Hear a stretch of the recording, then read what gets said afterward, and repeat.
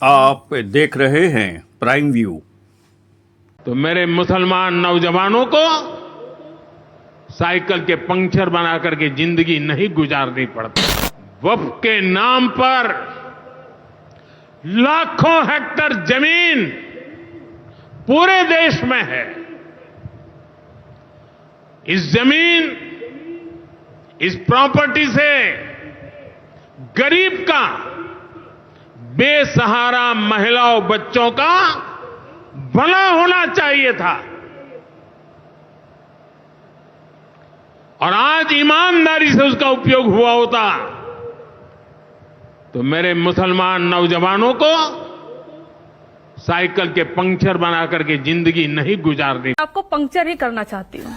कारण यह है कि इस देश के मुसलमान सिर्फ पंक्चर लगाते हैं। आप आंकड़े कहां से लेकर आए भाई? वो तमाम तरह के बिजनेस में है। अगर इस देश के मुसलमान पंक्चर लगाते हैं और उनको एजुकेशन में जाना है, आंकड़े कहते हैं कि सबसे कम अगर एकेडमिया में हायर एजुकेशन में कोई कम्युनिटी है तो वो मुसलमान ही है। ये आंकड़े ही कहते हैं, सर्वे डेटा कहता है। और इसीलिए तो सच्चर कमेटी के रिकमेंडेशन के आधार पर मौलाना आजाद नेशनल फेलोशिप आया था। सर जी, किसने खत्म किया? आपने खत्म किया, क्योंकि आप चाहते थे कि इस देश का मुसलमान सिर्फ और सिर्फ पंक्चर लगाए। ये आपकी नियत है। आप ही बताइए, आप ही उनके साथ दुर्व्यवहार भी करेंगे, उनकी इकोनॉमी भी छीनेंगे और आप ही उनके शुभचिंतक भी होंगे। और इतने अब्दुल पंचर बनाने में लगा है और यहां सरकार पूरे देश को पंचर करने में लगी है। आजकल देश में पंचर पुत्रों पर जोर शोर से चर्चा चल रही है। आदाब, नमस्कार, प्रणाम। मैं हूं सोहेल खान। आप देख रहे हैं प्राइम व्यू प्लस। देश की इकोनॉमी में कितने बड़े बड़े पंचर हो गए हैं जिसे बनाना अब्दुल के बस की बात नहीं रही। डीजल पेट्रोल के दाम आसमान छू रहे हैं। गैस सिलेंडर रसोई में घुसने को तैयार नहीं है। भारतीय रुपया दर्द से कराह रहा है। इधर हमारे पंचर मंत्री, माफ कीजिएगा, प्रधानमंत्री भाषण में पंचर पुत्रों को सहानुभूति दिखा रहे हैं। पंक्चर बनाकर अब्दुल जो पैसा जमा करता है उसे अपने हिंदुस्तानी भाइयों को त्योहारों पर पानी पिलाने में भी खर्च करता है। यह उनको नजर नहीं आता। यह है हमारे देश की भाईचारे की मिसाल।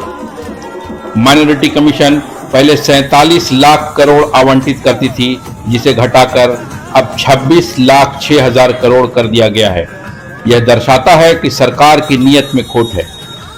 नौबत यहां तक आ पहुंची है कि अब देश की स्थिति बद से बदतर हो गई है और मोहन और श्याम ने भी पंचर की दुकानें खोलना शुरू कर दिया है और सीधे सीधे अब्दुल के कारोबार पर प्रहार होने लगा है।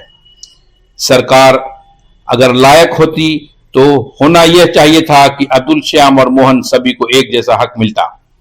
वक्फ बिल तो एक बहाना है, कहीं पे निगाहें कहीं पे निशाना है।